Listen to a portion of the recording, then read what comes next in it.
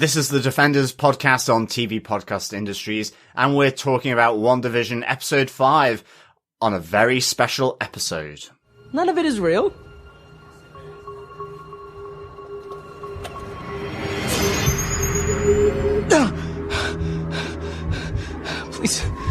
Please help me.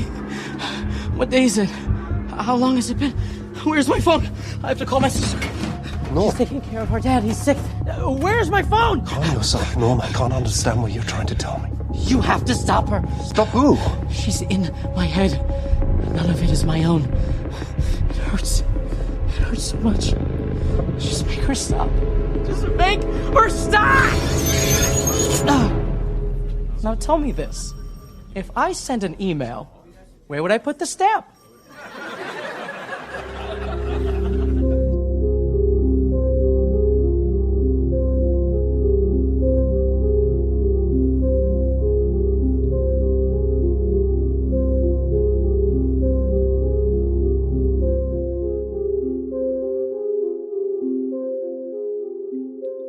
Welcome back, fellow Defenders. This is TV Podcast Industries and the Defenders podcast, and we're talking about WandaVision Episode 5 on a very special episode. I am John, one of your hosts, with my spuns of steel. I'm Derek, one of your other hosts. And I'm Chris with my lunges, and I just need a bottle, a little tipple of something while I'm minding the kids. It's not for them, it's for me. Instantly, when I watched that episode, I went, oh, Whiskey Watch is back, but they never showed any bottle or anything that we could look at the label at, so I thought it was like Jessica Jones, where we used to call out what type of whiskey she was drinking every week. But no, it's just dark liquor in this show. Yes. Well, I thought they were also giving new ideas for home workouts in lockdown. Absolutely, yeah. Lunges with rocking two cots. It must work some multiple muscle group that I don't know about. Definitely. We are obviously going to be going into a spoiler-filled discussion about episode 5, so we're not going to talk about any spoilers now before we get into it, to give you a chance to go ahead and watch the episode, because watch this episode. If it hasn't been spoiled for you already, what happens in it, it's pretty massive as an episode, isn't it? I have no idea what you're talking about. It's not like it's the biggest episode of the season. Chris, you're supposed to have watched the episode before we podcast, right? Hold on, okay, let's go pause then. And we're back. Chris has now watched the episode of WandaVision that he was supposed to have watched before we started recording. That Sorry was about that, ladies and gentlemen, mahoosive. fellow Defenders. Yes. Oh my God, it's the biggest thing ever.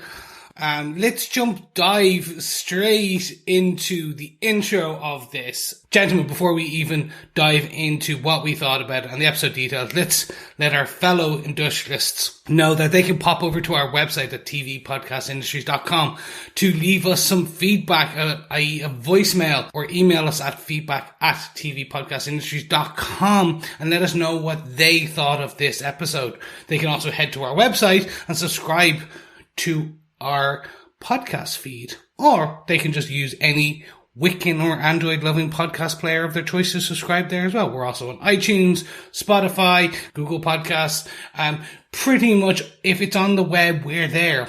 We're like a really good podcast base STD. We're like Ultron. We're like Ultron, Chris. Let's say Ultron rather than oriented. Yes, true.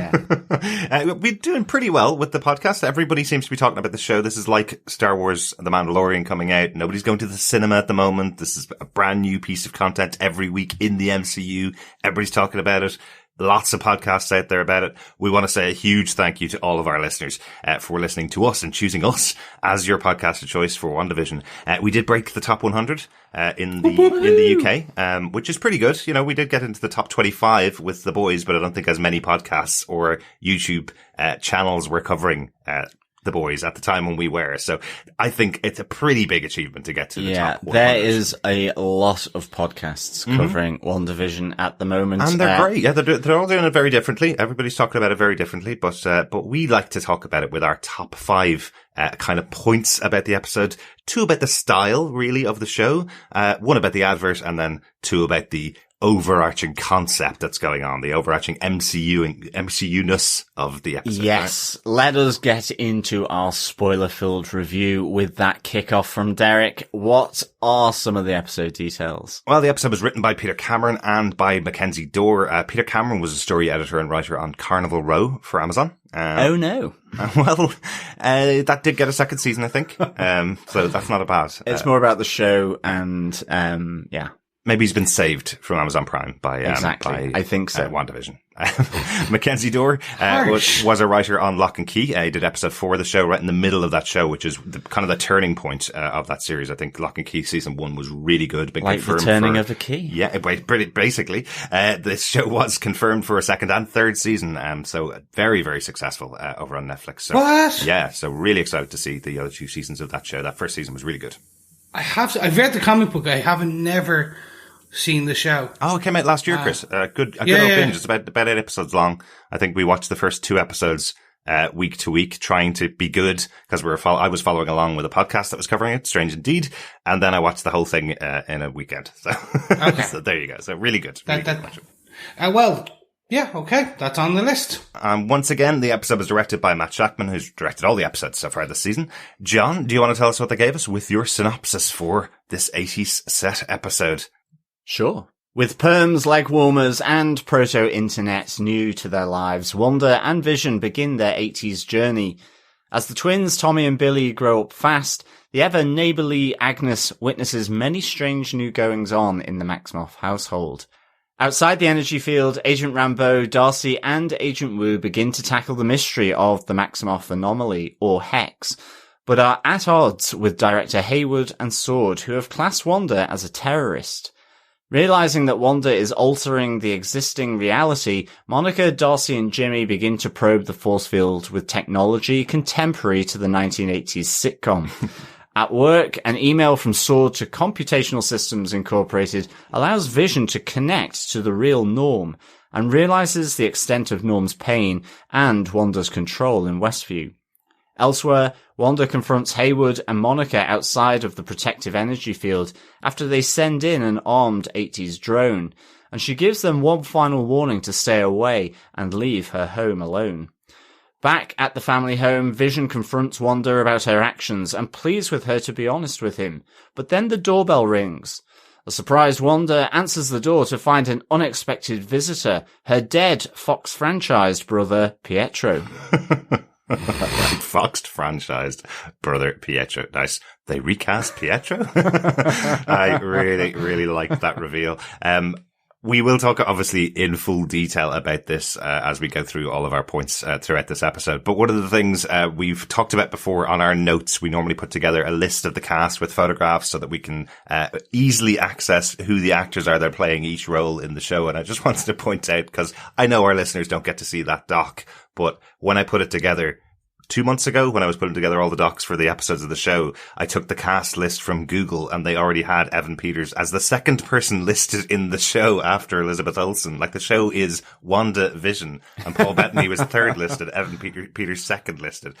I don't know how easy or how many people knew this was coming to the show, but it was definitely already up on Google at the time that I put together these images. So it wasn't a massive surprise that he was here. I'm kind of shocked. I thought it was a little bit of one of those things that kind of falls through, like Wikipedia or IMDb have people manually editing the cast lists for shows. I just thought it was a bit of a surprise that Google had it up that early as this big reveal. Similar to you, yeah, we've had this in the docs. I heard some of the rumors and I thought it was that. I thought it was like, because they had announced that she will be in Doctor Strange in the Multiverse of Madness, people just assumed and made an assumption that their multiverse, oh, okay, well, there's been another one of her brothers. Oh, okay, she has her own show. Oh, okay. Well, that means therefore she's going, this is what's, it was just, I assumed on. No, it happened. I know. Mad. If they could keep the massive spoiler or the massive special thing at the end of Mandalorian season 2 quiet, I don't understand how they couldn't keep this one. Like, Mickey Mouse's police are very good at what they do. Marvel's police are usually, with shotguns across the road, making sure that people keep all of this stuff silent. So I don't know. Maybe it is a secret. I think it was a big surprise for a lot of people, judging by our feedback and judging by everything here, that this happened in the show. Even though the spoiler was out there, I think people are still surprised that it actually happened. I guess Tom Holland let it slip. Probably. But let's start where we usually start. Let's talk about the reference in here, the reference sitcom. We're getting a bit closer to your time watching TV, Chris, I know, as we get into the 80s TV shows. Did you catch the big reference or what this mostly was based on? There's loads of little things that this takes from.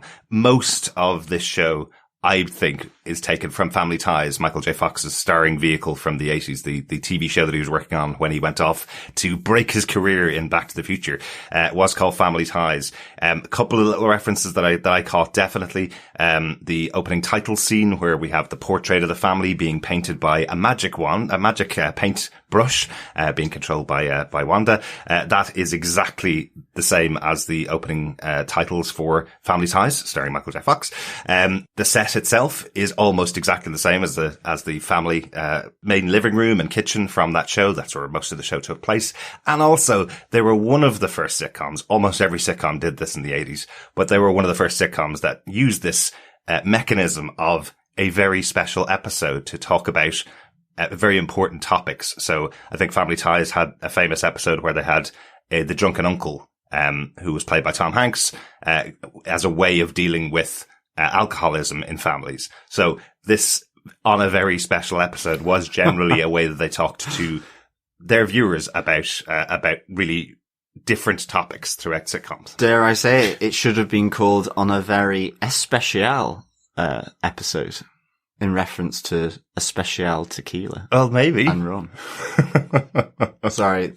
I don't know whether that joke lands. I'm not sure whether it did or not. I think maybe if you'd gone for the whiskey joke, so you could tie it in with Agnes drinking the whiskey, maybe. I thought she was drinking rum, to be honest. The question I have, I thought it was slightly also kind of a Full House reference, or is that more 90?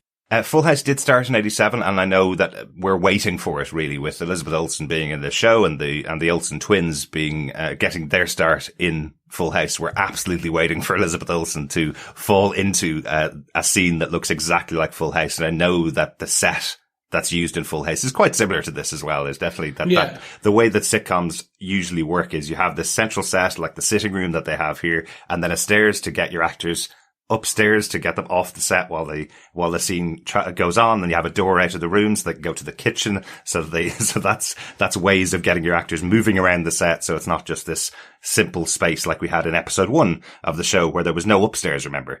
At the start of the series, it was all just one room and they had the door to the kitchen. But this is even more layers being added to it as we get into the 80s now. Yeah. So. Literally layers of a house. Yeah. It is kind of weird though, but I feel I have fewer references to these sitcoms of the 80s than I did to the 70s and 60s ones. And I guess it's because you're old and you stopped watching TV in the 80s? Well, no, because as an 80s child, I guess that was so contemporary that you didn't get that on TV at the time in the 80s. Like, because it was American TV. There was also lots and lots of British sitcoms as well. Yeah, exactly. At the time. So yeah, we would have watched a lot more of those, but I can definitely see those references to Family Ties in there. Also, Growing Pains had the pictures of the characters as babies in the opening titles. So that's what we saw in the opening titles here. Loved the young photographs of Elizabeth Olsen. Loved even more the baby photograph of Vision. Yes! And Vision with a beret on at school. Was it a beret or a wig? Someone pointed that out to me that I said it was a beret. Was he wearing a wig? It was Eurovision. Oh, that's also that's a good meme from the internet, but I'm talking about the episode itself, John. Is that, was that a beret that he was wearing? I saw a beret. Beret, okay, yeah. Grand. But I do like that they had those younger photographs of all the characters. That was taken from Growing Pains, another 80s sitcom as well. So, and finally, the last one, I had it in my notes to talk about, but might as well talk about it here. But the last one, every episode of Family Ties ended with the production company's credit, a company called Ubu, and that credit always had "Sit, Ubu, sit. Good dog" as the line that closed every episode of the sitcom. And we see young Tommy with their dog Sparky as he pets him saying, "Sit, Sparky, sit, good dog." So definitely another reference to Family Ties in there. I love that. I love that they are so detail orientated on this show, for their references to sitcoms. Yeah, no, I completely agree. Like, I'm absolutely enthused. Now, again, and this is dating me, it was more the early 90s was when I kind of was allowed to see some more of these types of shows.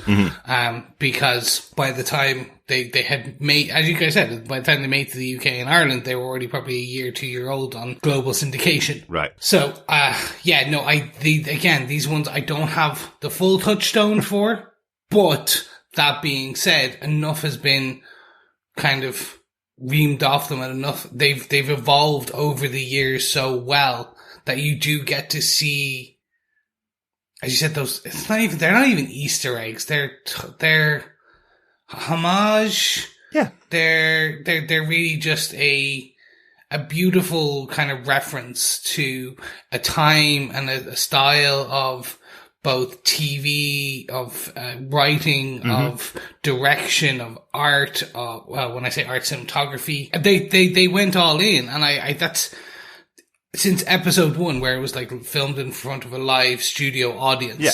Like the whole lot for me is just this. They really committed. After last episode, I thought they'd slip more and more and more, and they didn't.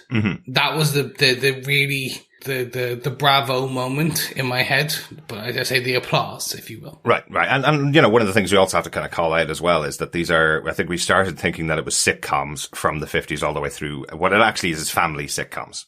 Yes. One of the reasons why I say that is because we have a character called Norm in this show, and they didn't take the opportunity to have Vision go to a bar with Norm and everybody shout Norm to him, like in Cheers, which was basically the biggest sitcom of the 80s. So they're not taking reference from every sitcom. It's definitely family-based sitcoms they're taking reference from. I think we mentioned the theory before that we have, at least that I have, about why it's sitcoms. My theory was that it maybe when Wanda and Pietro were growing up in Sokovia, they were getting TV from the US, so they were watching it. So she has this reference point of America through sitcoms, and that's why she's projecting this in the city. Any other theories as to why it's sitcoms that they're going throughout these decades? I guess, I mean, that's probably part of it, but I think as well, certainly this episode, you really get the idea about family. Like, she's wanting to create a family, at least with Vision. They've now got the children, and there's a lot of talk about family here, and I think it fits in that. She's wanting this ideal life that the family sitcom represents, which ultimately, I guess, was slightly sort of undercut with Roseanne, which was the family sitcom that kind of began to show the darker side or the normal side of families. It wasn't this perfect sort of families. It had these tensions and so on, and I guess we see a bit of that coming in here. But I think it's partly that's the nucleus of the show is Wanda retreating into this ideal that the family sitcom provided. Exactly. And I guess as you move into the 80s and 90s, that gets kind of undercut. Yeah, exactly. One other thing as well to mention, we've talked about the theme tunes being great and really representative of sitcoms throughout each of the decades. I love the theme tune they have written for this episode as well, because the words of it, if you saw them, luckily we have subtitles now, but the words that if you saw for the opening titles were, we're making it up because we've got love, which is a direct reference to the fact that Wanda is creating this because she's trying to keep the love alive between herself and Vision, and also hit alive, which I love. I love that they're really referencing the story, but it sounds exactly like an 80s sitcom theme as well. I'm right there. I literally think it's a 50-50 split of both your theories. I literally think it was, she watched these as a kid, and then the ideal, and it's the 2.4 children kind of family ideal that is attempting to be recreated by Wanda. Because there's this immaculate ideal of what the perfect family is. We've seen it across TV and film for years, where it's everyone is happy. Like, it's those Christmas films, no Christmas film really shows the drunken uncle, the racist uncle, the racist auntie, the grandfather that kind of uses derogatory terms. Like, nothing really everything's like, oh, it's all so fun and games, and like, no one really shows. So this is this, like, literally warping reality around herself to create that perfect life. And you see that mechanism being used throughout this episode as we see the boys, the two twins that we see at the start. They're crying. They move themselves forward in time 5 years, and then they go out and find a puppy, bring it home. I have to say the casting of the two 5-year-old kids, could the two of them have been any cuter? And the, one missing front teeth and the other one that can't pronounce the R's. It's like perfect casting for the two of them. But then when told that they can't keep their dog, they age up to 10 years old because they were told they can get a dog when they're 10. So they age up to 10-year-old. But the mechanism that you're talking about, Chris, this thing of being able to resolve any issue by just sitting on the couch, talking it through with the music being played underneath, is used twice in the episode. We see when the boys are playing with the dog and want to show the new tricks to Vision, they find out he's gone to work on a Saturday for some reason, and they're freaked out about it. And she sits them down and goes, sometimes when daddy and mommy aren't on the same page, they need a little break from each other. And it's really this kind of almost patronizing tone from a parent to two children to explain the world to them. It's a really overused mechanism back in the 80s, but I love that they used it there. The other time is later on when poor old Sparky, eats too many leaves off a poisonous tree in someone's garden. Yes. In Agnes's garden, in fact. I just want to call out Julian Hillard from Haunting on Hill House as an actor. I've loved this little kid, and just seeing him there, I went, ooh, he's coming up in the world quickly. Well, Chris, we know him even better because we covered 10 episodes of Penny Dreadful City of Angels, where he played the young child who was terrorized in many of the scenes. That's it, Tom. Yeah, little Tom. So I know John was looking at him in the episode going, I know that kid, and then we were like, put a pair of glasses on him, make him look terrified. What did we see him in? And it was, Penny Dreadful City of Angels. He was in last year. So great little actor. I love that he's, they have brought him in here as well. He seems to be doing some great work in multiple shows now. So yeah, really good. So, Sparky is no more. But we do get one very quick tidbit before we move on to point 2. We get one tidbit from Agnes. And from Wanda in that family value style, the kind of section where she cannot bring things back from the dead. That's in response to the kids saying, you can do anything, Mom, bring him back from the dead. Yes. Agnes says, is that something you can do now? And Wanda says, I'm not going to because there are rules to this.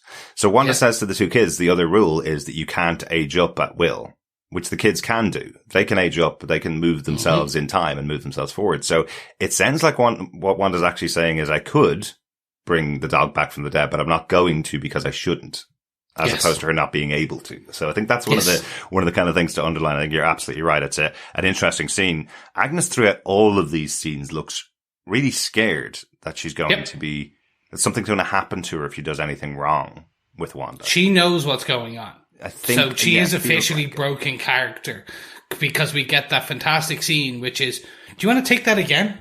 Should we take do we want to do that scene? And while they're with the twins, when the twins are still the babies crying. It's like Vision hasn't read the script properly, and he gives her a response saying, no, actually, we're going to take care of the babies, and it throws Agnes off the script.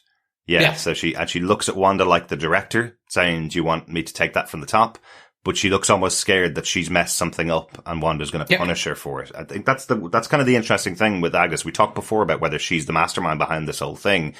And it feels like if she's involved in some way, that she feels like she's going to be punished by Wanda. So she's almost subservient to Wanda in those scenes. So that was interesting. We'll get to my theories later. I'm going to have a special Chris's Corner later today where I want to talk about it. But I think there's a level of involvement. I don't think she's aware. It's good. We'll leave it at that. She is aware of what is happening in comparison to some of the other actors in Westview. But speaking of Westview, let's move on to point 2. What's going on outside of Westview? Yeah.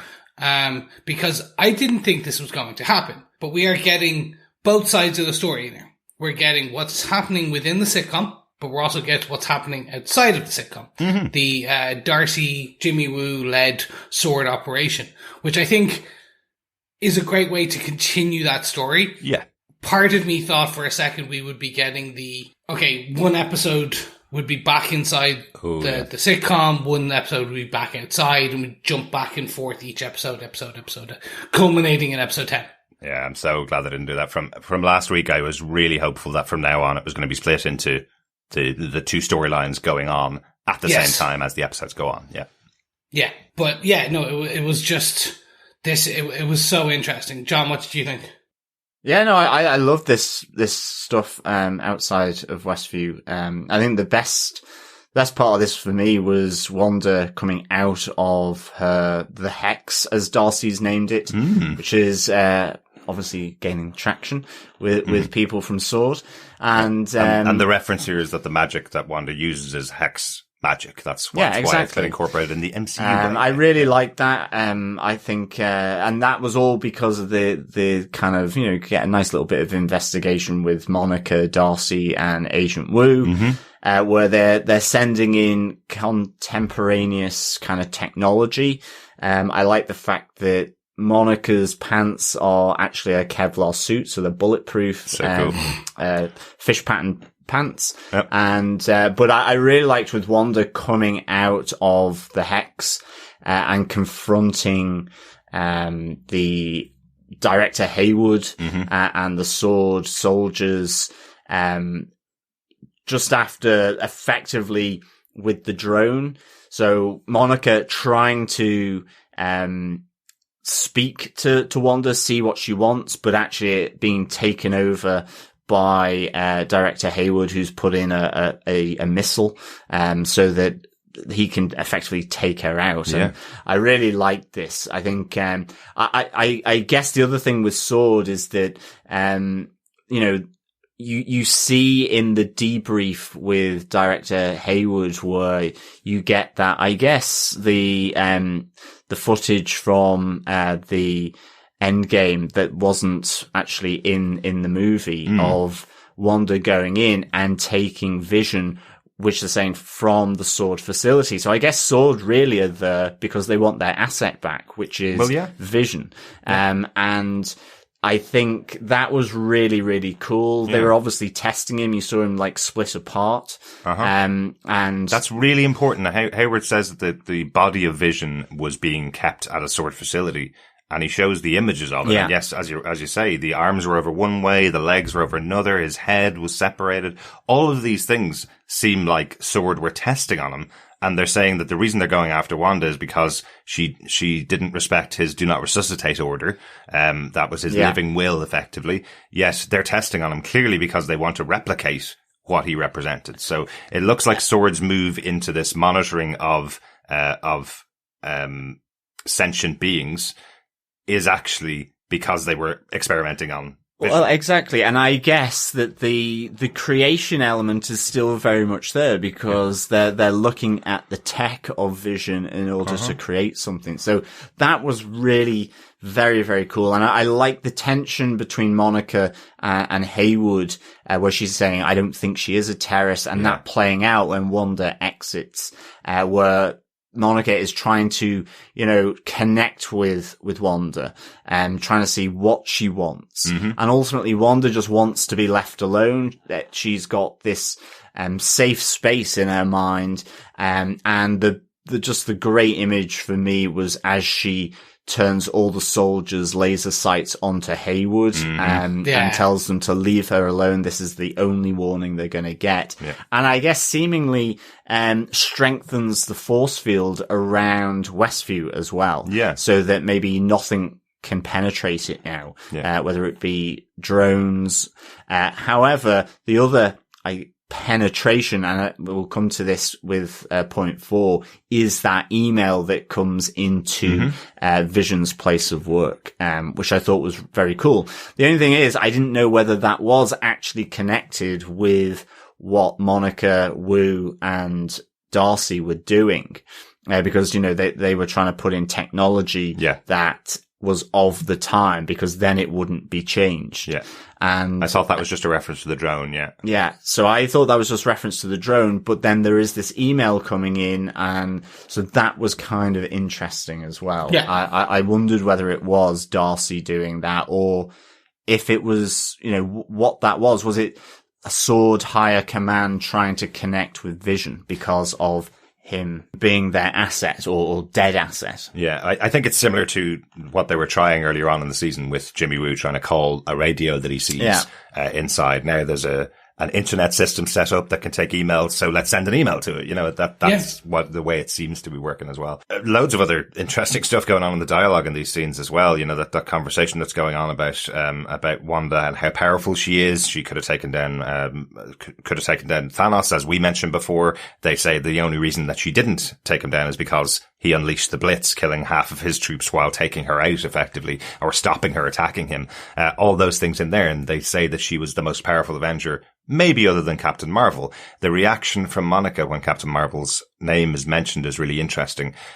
We found out in an Endgame that Captain Marvel had been away from Earth from the 90s and only came back for this final battle, really, for that period of time. So it feels like they never got an opportunity to reconnect, with Monica and Carol after she left in the 90s.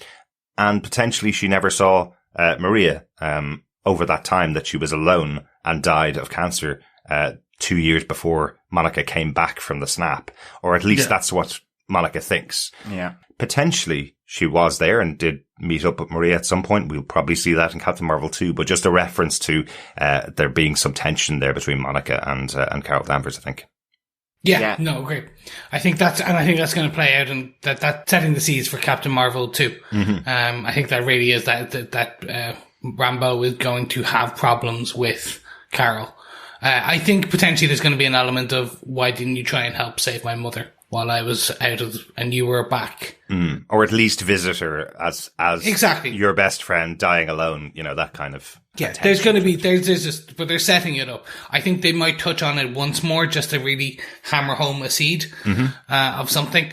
But you're right. They're setting up so many things. Like, for example, Rambeau's tests are all coming back as nothing. Yeah. That's an interesting one too, isn't it?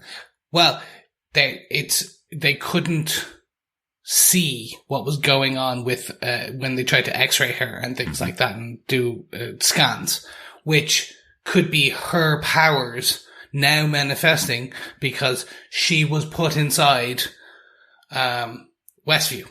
Maybe. And her, like, similar to the Kevlar, which was altered at a molecular level, her Kevlar was altered into the costume. Maybe some of this radiation, the CBR or CBMR, the cosmic background radiation, that has now formed and been reconstituted within Monica Rambeau. Maybe. In the comic book, she is a superhero with her own power sets and things like that. So I think that's, again, setting seeds for, and I think that's one of the things we're going to be getting.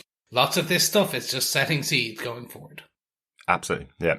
All I had in my head when I saw those tests, I'd come back negative and I had to redo the blood tests and stuff like that. All I had in my head was, is Monica real?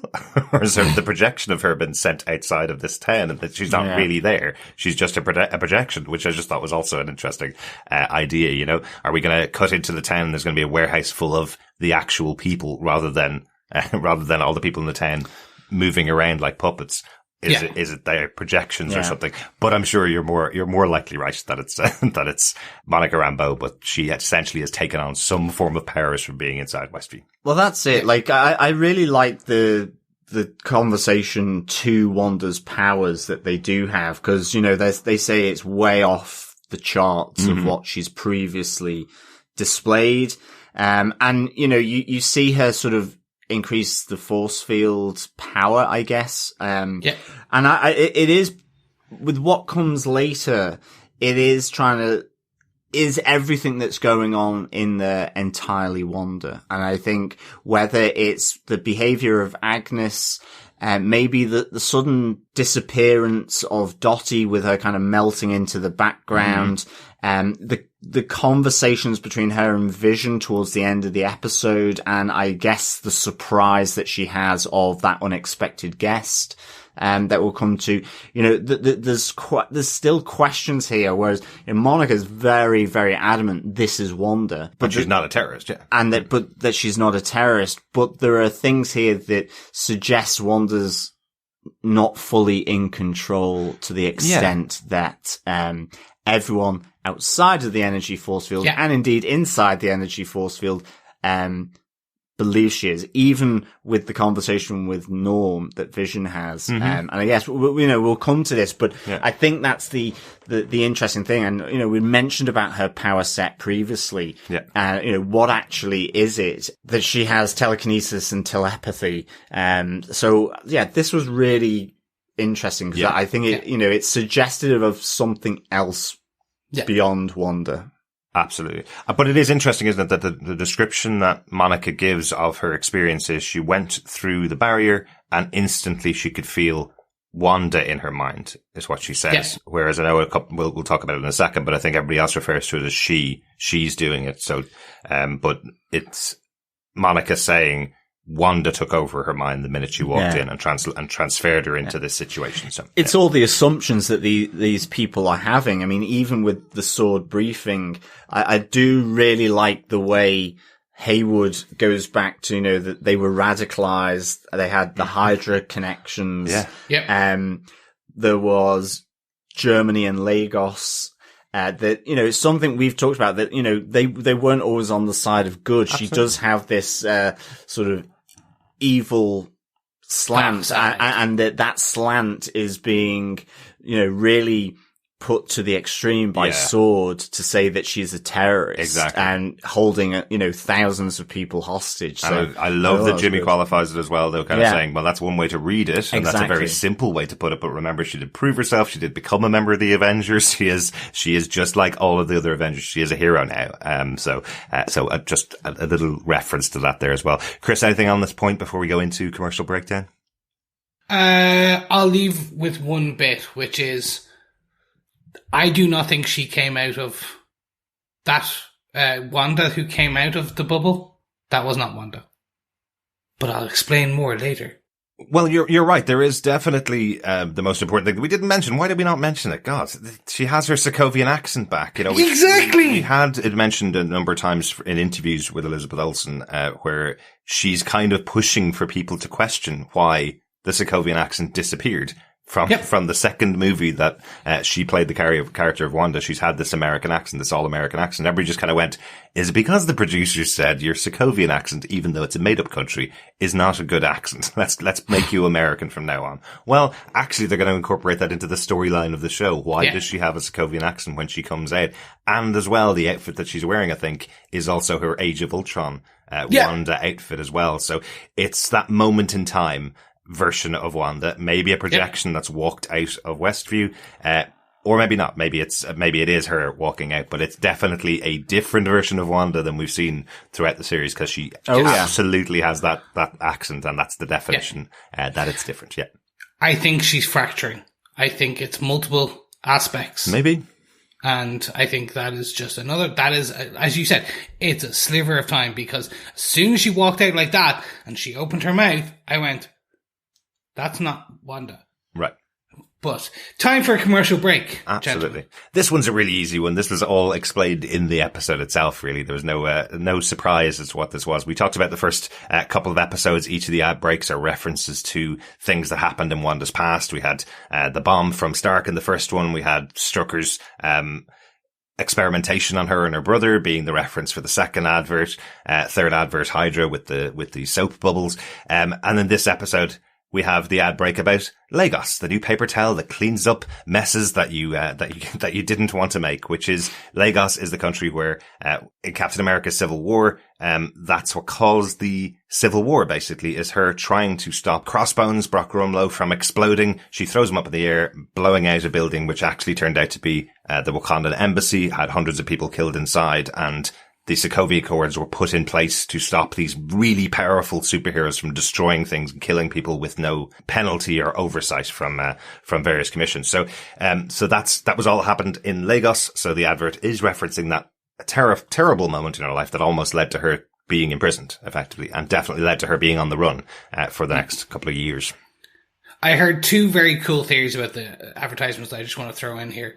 One, can you imagine that these people who are, because it's the same actors and actresses in for all the advertisements. Yeah.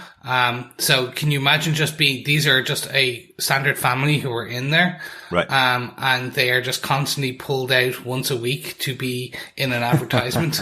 And that is their role within this whole, because there are thousands of people in this town. That's true. But they've just been selected and they are the advertisement family. I think there's someone more important. We got their names this episode for the first time as well. The people that I think they are anyway. It was mentioned in the briefing from temporary director, Haywood. He mentions, the parents of Wanda and Pietro, in the briefing, that it is Irina and Ole Maximoff who died in the bombing of Sokovia originally, that kicked them all off on their path. And I think that's why they're in the adverts about all of the historical moments of Wanda's past. Yeah. And it is potentially her parents that are playing out all of these horrifying moments that have put Wanda on her path and led her to this point. That's chef's kiss. Like, that's fantastic. Like that is her parents, and the two kids are the Maximoffs, and that's just fantastic. Yeah, that's just so clever. Absolutely. That's it. That's the commercial breakdown for this week. As I say, pretty straightforward this time. John, do you want to take us on to our fourth point? Yeah, Vision's conversation with Norm. This is really great. It was really unsettling to see Norm kicked out of the control that's over him, and just hearing his distress, the pain that he's going through. I thought that was really cool. But Vision, this kind of coming off on the back of Vision seeing this email from SWORD about the Maximoff anomaly, and going into his mind, using his powers. I think, it was kind of building in this episode with Vision, where you see a lot of things happening with Agnes, like we've mentioned, about her asking to take the scene back again, because she feels that it's not what Wanda wants. You see Wanda getting the dog collar right in front of Agnes again, like Vision questioning that. The kids aging up. The kids aging up in front of her, and her asking the question, you can do that now, when the kids ask Wanda to bring Sparky back from the dead. So, this is all building on Vision's sort of unsettled, state of mind after the previous, episode 3. And, really building on that to the point now where he believes it's Wanda. And again, coming back to this idea as to whether Wanda is doing everything that's happening here, rather than just maybe part of it. All we get from Norm is that there is a female that is controlling him in his mind. He doesn't say Wanda. He doesn't say your wife. Nothing like that. It is at this moment in time only, Monica that is saying Wanda's doing everything. Right. I guess maybe Monica could be that unreliable narrator. But here it's really interesting that Vision just believes that this is Wanda. And I'm still a little skeptical, on this, as to whether it is. As I said, we have Dottie who just hasn't been there. We don't know that much about her. Initially, we were thinking about Agnes, but seeing Agnes involved, she's obviously aware more so than say Herb is, that she's got agency. It's like she's kind of accepted it, or she's just so scared that she, we do see a few tears here from Agnes with the death of Sparky. But Dottie was introduced as the person that has all the power. You have to impress her, or else you'll get nothing in this town. And what we hear in the big fight between Wanda, the first ever fight, really, between Wanda and Vision, we hear that she says, I'm not controlling all of this. She almost says, and I think a little bit of interpretation on her line, but I think she says, this was like this when I got here, basically. She says, I don't know how any of this started. Yeah, she effectively didn't set it all up. I don't think she's in control of everything. I think she walked into this town that was already in the control of something, potentially like Monica trying to save Wanda. She walked into the town trying to save them from this situation, and then got everything she wanted, was able to manipulate the town to bring back Vision and get everything that she wanted. And now she doesn't remember the mission that she was on to come in here and stop it. What I do know, though, is that email moment, it does sound like everybody is connected, almost like they're all being they're all one connected, unified mind, like Ultron was trying to create, where every Ultron is just Ultron. There may be hundreds of them, but they're all speaking with the same voice. What we have is, when they're reading the email, it's not just Norm reading the email. Everybody in the office is reading the email at exactly the same time and has the same laugh reaction that this is all a joke at the same time. So it feels kind of like that Ultron manipulation that he did when he created all the hundreds of versions of himself. Yeah. So, like, this is really a pivotal moment, because it comes to blows between Vision and Wanda. I love the fact that they take up their kind of Age of Ultron, their powered up stances in their living room. You really have Vision pleading with Wanda that she's got to stop what she's doing. Why is she doing it? Why are you causing these people pain? What's beyond Westview? What's she keeping from him? And I just thought this was really good, having that. And I love that she goes, I can stop this, and the credits roll, and he just continues. That's so good.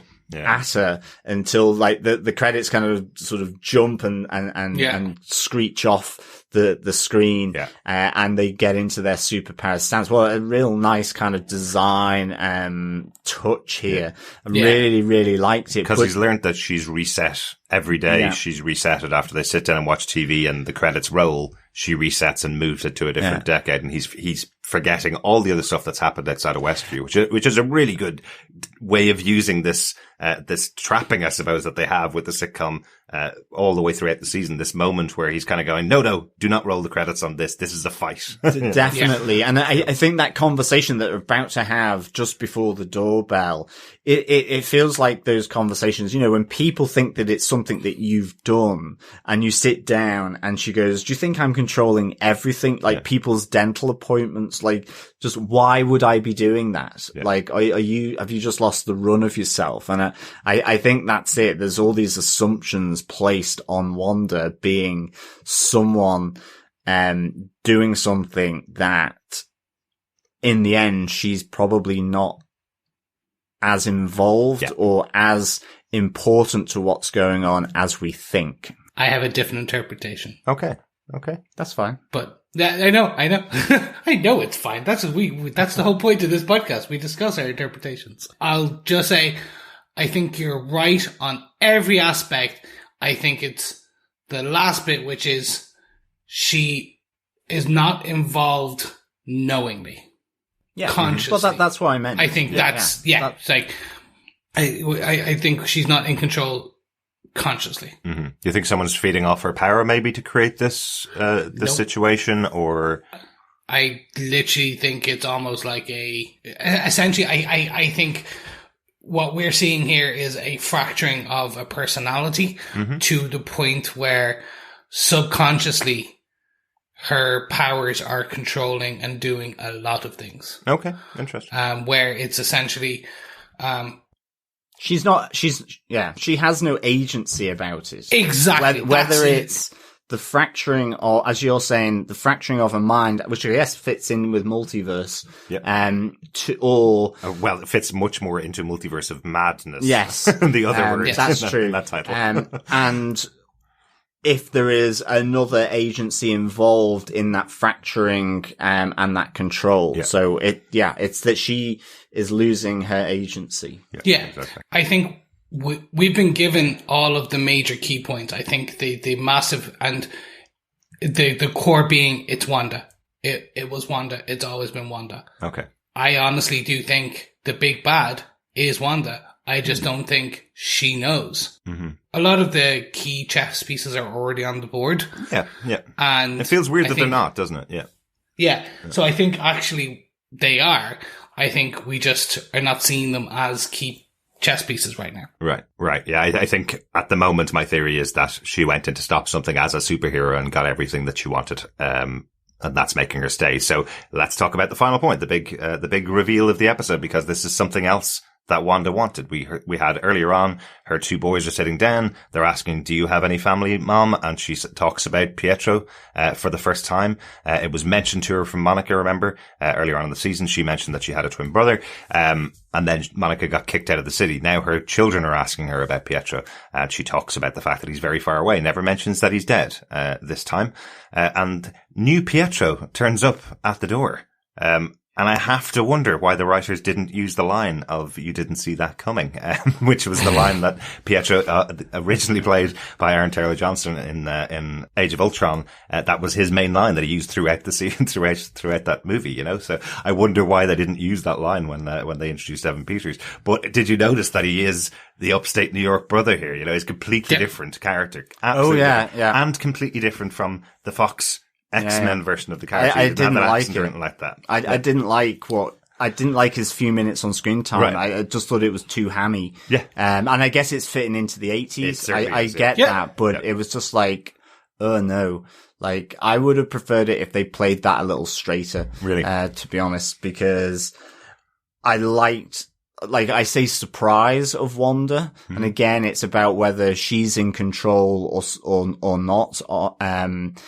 However that may be, she did not expect him to come to the door. Yeah. And I wanted a more meaningful moment because, you had that moment with Sparky and the dog. And that's the thing. Even though it's hammed up, that was really meaningful where she's speaking to her twins, saying there's some things. It felt like she's learning from the fact that she's wanted her brother back. She's wanted Vision back from the dead. Yeah. And she's imparting something quite different than what she's done in the past. Yeah.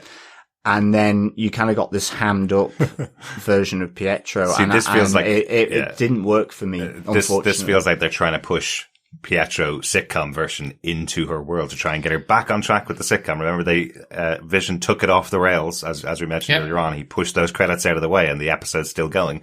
This episode's 42 minutes, the longest episode of the show so far. Yeah.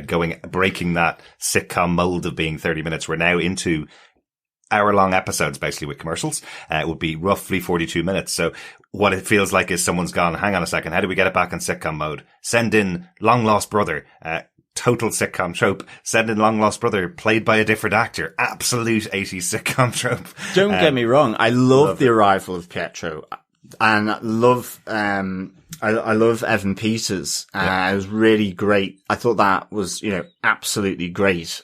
So that I loved. Yeah. I love that. But I mean, even the accent and even the overacting feels more like they're saying, this is sitcom Pietro. This isn't the character from the Fox universe. Yeah, this isn't the character from the Marvel universe. This is sitcom Long Lost Brother. No, I did. And I liked actually the great cheer from the audience when he came in. I thought that was a really nice touch because that whole sitcom thing had gone. Yeah.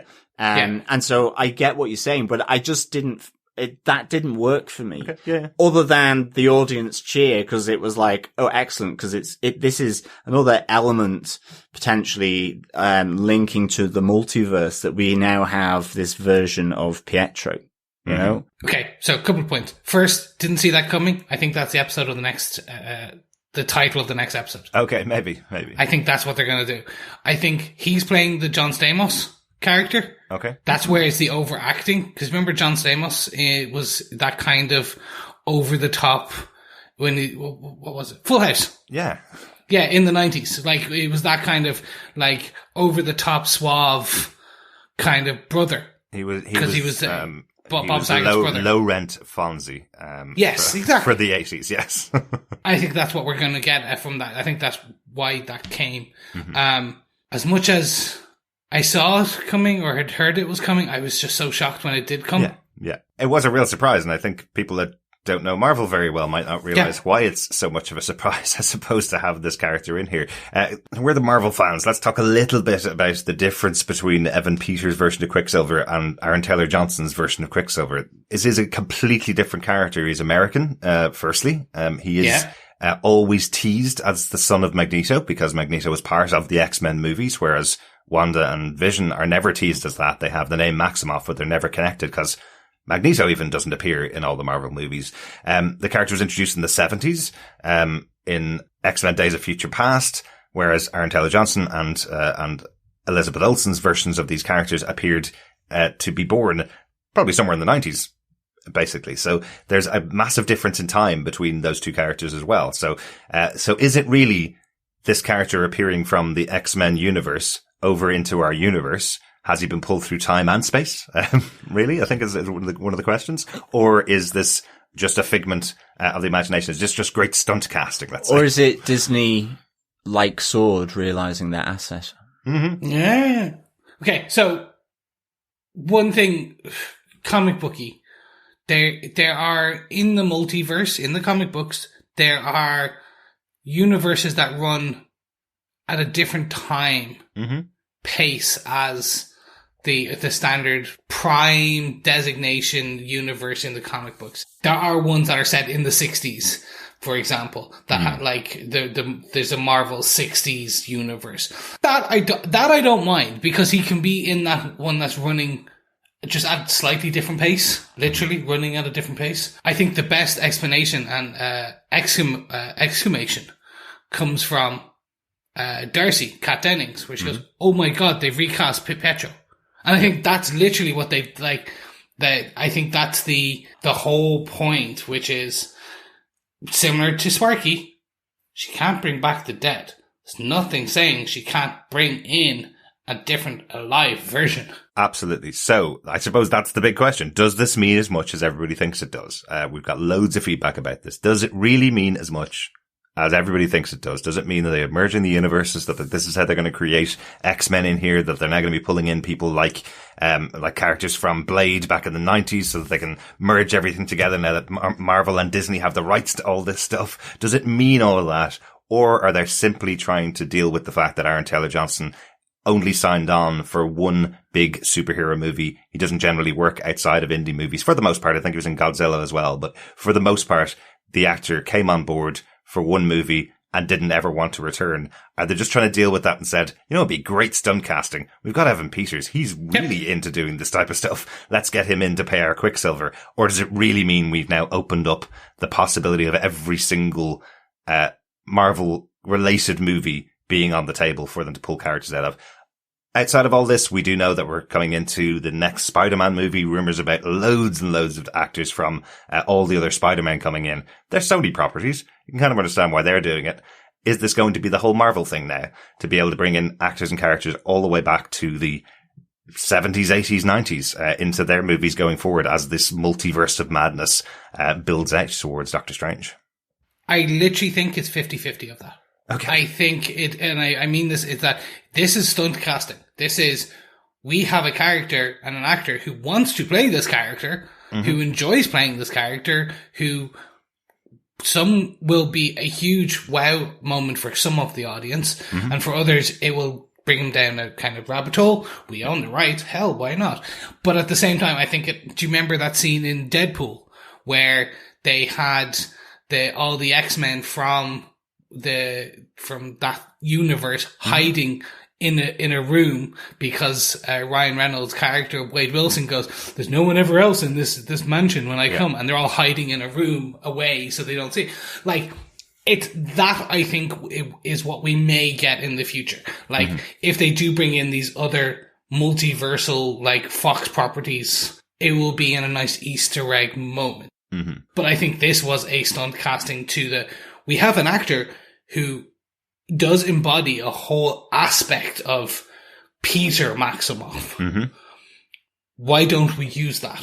Yeah. Because we want to highlight and really go down on, she cannot bring the dead back. She will not bring back the dead.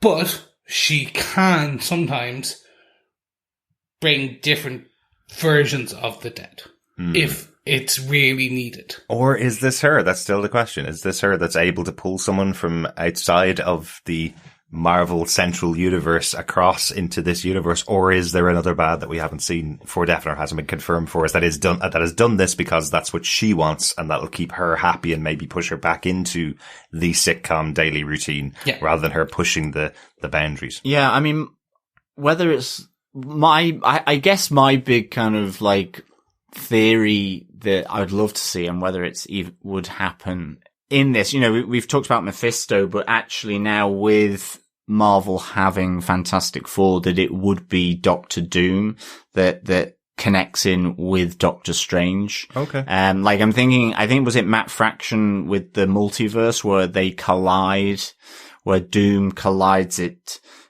brings them together into a single sort of entity. Secret Wars. There's something about that, at least maybe not so much that storyline, but just, you know, the big bad for Doctor Strange 2, who could that be? I guess it won't be Doctor Doom, and that's why I say it is just one of the kind of love letter theories that I would, that I would have, because I guess it was in train before they had actually gotten Fantastic Four back, and it's written at this stage.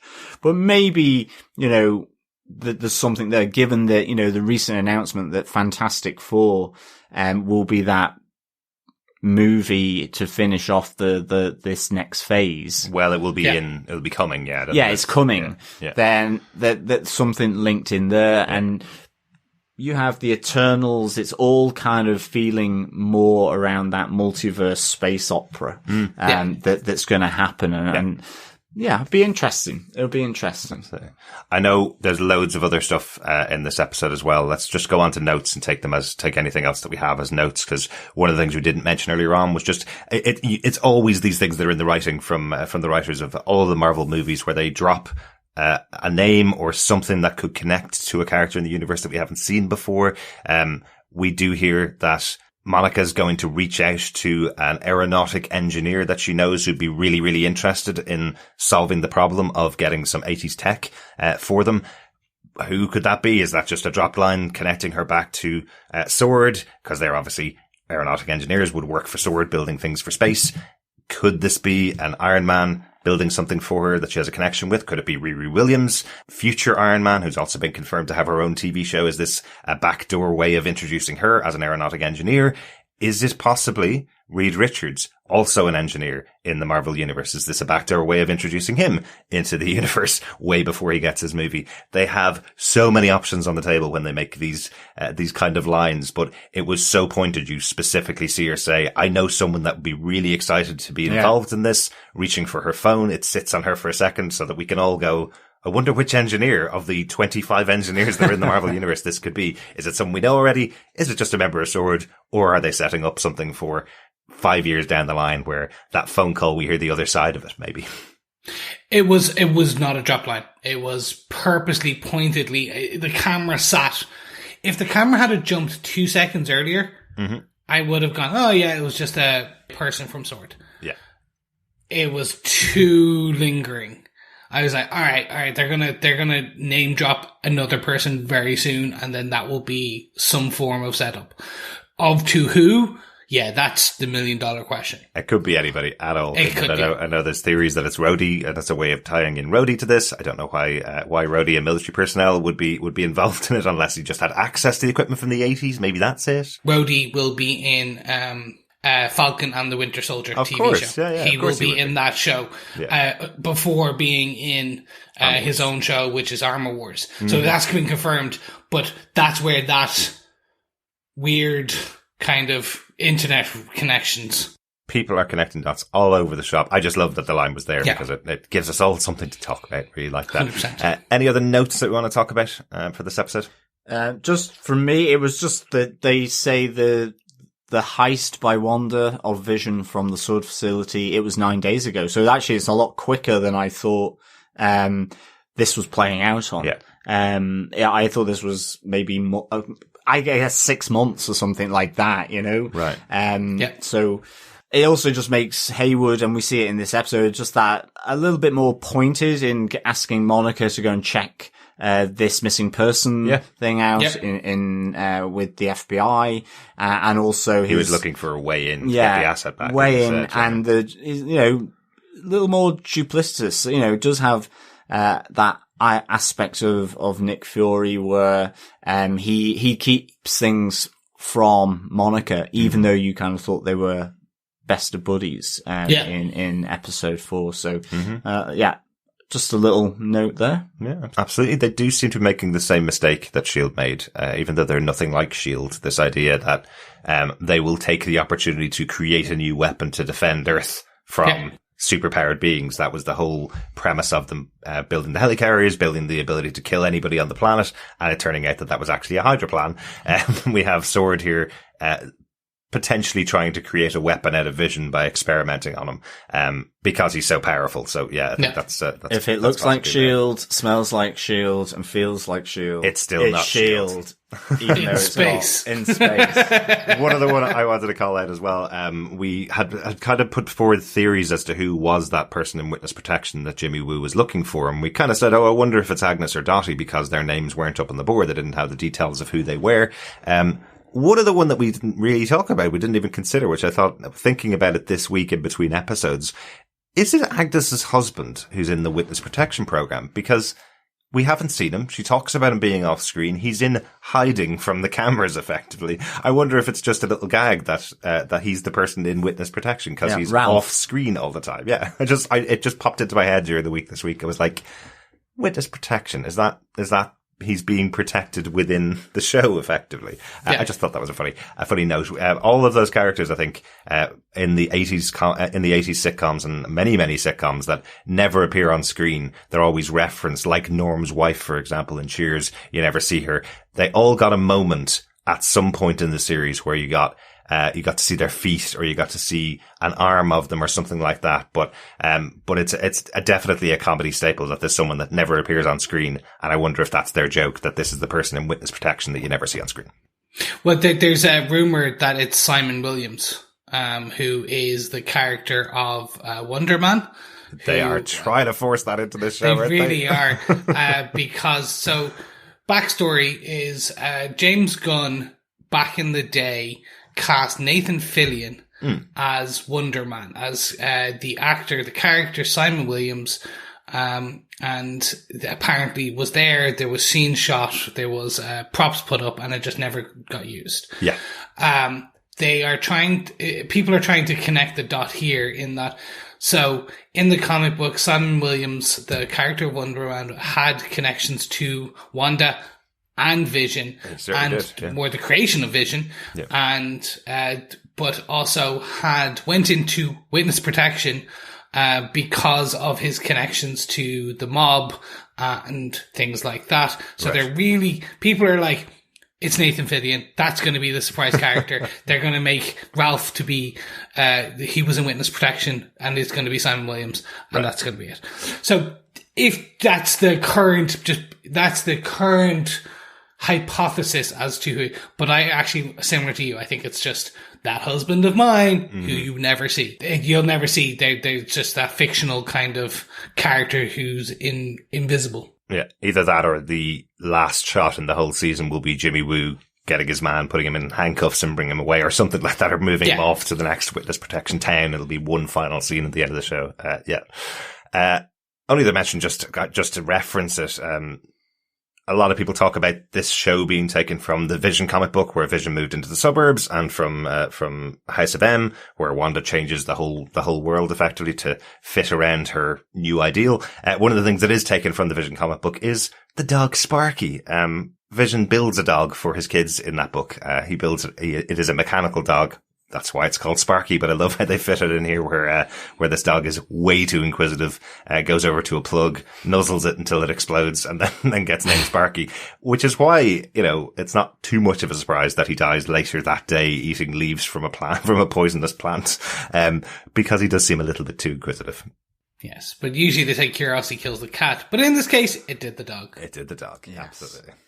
Right, gentlemen. I'm going to jump in very quickly on my notes because this is one that I've been dying to talk to you about, and I just want to see what you think. Mm-hmm. Okay? And so we've gotten to the end of this. Now, if anyone doesn't want to hear my theory of this whole show and the background of what it all is, skip ahead 5 minutes. Okay, you're still with us? Right. This is what I think is happening because as I made it said, all the chess pieces are on the board, okay? I just don't think they're the chess pieces we think they are. So, this is all set 3 weeks, nearly 3.5 weeks after Endgame. We know this because Monica Rambeau essentially kind of woke up at the blip. So, and that we got told that this is the timing there. We also now got then there was 9 days since the body of Vision. Mm-hmm. We also did see it's called out that Scarlet Witch nearly went toe to toe with Thanos. Like, her powers are off the charts, right? Yeah. Her powers seem to be evolving and changing and things like that, right? I think essentially her powers started to fritz a bit. Okay. After the battle at the end of Endgame. Mm-hmm. And essentially she was sent to a person for training. Okay? Essentially, go study with this person. Okay. Right? She was training with this person for 2 weeks. Essentially, she then gets notification somehow that SWORD are experimenting on her dead boyfriend's body. What the hell? She cracks and just like, no, and goes and steals the body back. Mm-hmm. Right? She is there then, and she is basically, she starts to have a nervous breakdown after stealing the body back. Like, she's holding again her dead boyfriend in this town after she goes back to town after stealing the body, and her powers start to crack even further. Her brain cracks, and we have a House of N moment, which is similar to the comic book, as we just said, as you said, Derek. It's based apparently they drew inspiration from this, Vision and the House of M storylines. She cracks. Basically, what we're getting is this fracturing of her mind, but at the same time fracturing of her powers, where she's warping reality completely around itself to give herself the perfect life, because she has not had a life at all. So essentially what we're getting is her subconscious is creating this and like literally blocking her. So she is the big bad, but like it's the one that went outside of the Sokovian accented Age of Ultron. Wanda is the one that went out. That is not Wanda. That is a creation. That is her part of her mind, her subconscious, stopping them coming in. She is now becoming the hexed, magicked, reality warping Wanda that we know. And it does also play into how we know that she will play a part somehow in Doctor Strange and the Multiverse of Madness. Mm-hmm. Her powers, at the end of this, she is sent to Doctor Strange as an apprentice. To train with Doctor Strange to control her powers better after this whole incident. Maybe. Because essentially this is her, the Wanda that we're seeing within the town, the one, the nicey sitcom one, is just her, and she's not controlling this. It's her subconscious is warping the reality and creating this for her. So do you think by episode 9 that we're going to have a battle between Wanda Maximoff and Scarlet Witch, effectively? Yes. Because it was very clear in this episode that she's not Scarlet Witch. There was a whole gag there from Hayward. Does she not have a silly nickname or not? No, she's Wanda Maximoff. But are you saying there is actually a Scarlet Witch persona that's effectively been created and the two of them are going to battle against each other? Is that theory? I think that's it. I think because Agnes potentially is just the reason she's aware of everything is because she was the person that Wanda was training with, and essentially Vision is the body of Vision, but is being warped to be alive, but not conscious. So essentially, almost she took 9 days ago, took the body, went back to this town, cried herself to sleep, and cracked, and woke up the morning of, after creating this bubble, but she woke up in this thing, and she was not aware. She's starting to awaken to this. And she's starting to understand, but then the battle is going to be Wanda from the sitcoms versus Wanda who went out to the Sokovian Accords. It's that is your big bad. That is your battle. And then everyone gets free and she goes to Doctor Strange for training. It's like, okay, you need to control this. You are a threat to the world. Anyway. Interesting theory. Yeah, I think there's more to come in the show. I think there's more. We got 4 more episodes. Lots more to come on the show, and I do think there's somebody else involved here as well. I'm not sure whether it's her, but that would be interesting. Yeah, no, I like the theory. Yeah, if it's just a fracturing of mind. I think my theory is still there. That she's gone in to try and stop something as a hero, and now lost her way in there. Yeah, I mean, the grief of losing Vision, I mean, effectively her life is really sad, and that's what you're getting in this series. She, you know, and the brief moment of happiness in Edinburgh, kind of taken from her. And maybe the only time where it could possibly set her on the path, on the timeline, as the Ancient One would say, you know, to happiness with Vision. And that has been interrupted again with the death of Vision. I like the idea that, you know, the grief would split her consciousness. Effectively almost like becoming bipolar. With having these two, you know, Wanda Maximoff and the Scarlet Witch as two different personalities that she's unable to control. So I like that idea. And I think, the Scarlet Witch side definitely, you know, links into Doctor Strange, but it also just having the split personality, this multiverse. And that he's we're a doctor. He literally she could be sent to him because he is a doctor of the mystic arts, but also a doctor to like help her, like on all aspects. He's a neurologist, so it's all about the mind and the brain and so on, and the nerves. So, it could be. Although I just reckon he wouldn't be great conversation. Terrible bedside manner. Yeah, definitely. Bedside manner is not great. I'd love if there was somebody else there that was opening up the multiverse. I'd love if there was another threat there and it was Wanda and Stephen Strange teaming up together against that threat that was opening up the multiverse using whatever powers they had rather than it just being Wanda for the whole series. I want to see another bad guy brought into the This is where I'd love Doctor Doom. So many hundreds. Maybe Doctor Doom. But Doctor Doom it's not going to happen. Yeah, Doctor Doom was an odder choice than I was expecting. I thought you were going to think of maybe Nightmare, as you've mentioned before. Or no, I love Mephisto, those characters. I love Nightmare, Mephisto. They're great sort of bads for Doctor Strange. But there's something about the relationship between Doctor Strange and Doctor Doom that I just absolutely love, because you don't expect them to team up, and they've teamed up for various reasons. Some of it because Doctor Strange has been forced to by Doctor Doom. Others were, you know, Doctor Strange has some kind of element of sympathy with Doctor Doom, such as what, you know, with the loss of his wife and I can't remember the comic now, but real classic comic, and they have this connection, which I think is really odd but fascinating. Maybe I'd love to see the two of them on screen together. Definitely, I don't think it's here at this stage, unfortunately. Guys, let's close this out. We got loads of feedback to get to. Chris, do you defend the episode? 100%. This was my favorite episode by far, on all aspects of the writing, the direction, the narrative, you name it. I am 100% back on board like last episode, and I 100% defend this. Certainly. Biggest show of the year for me. Yeah, I defend this without any reservations at all. Yeah. The balance that they concocted here between what's happening in Westview, the sitcom of the 80s, plus what's happening outside Westview, and that ending with pushing the credits aside and having another battle between two superheroic characters in this setting. They definitely are pushing the budget into this show as well. So, best show on TV at the moment. Loving it. Yeah. John, finally, do you defend this episode of WandaVision? Absolutely. Give this 5 binkies out of 5. Binkies for all. I loved it. I just had a really nice balance between the sitcom, as I say, and outside Westview.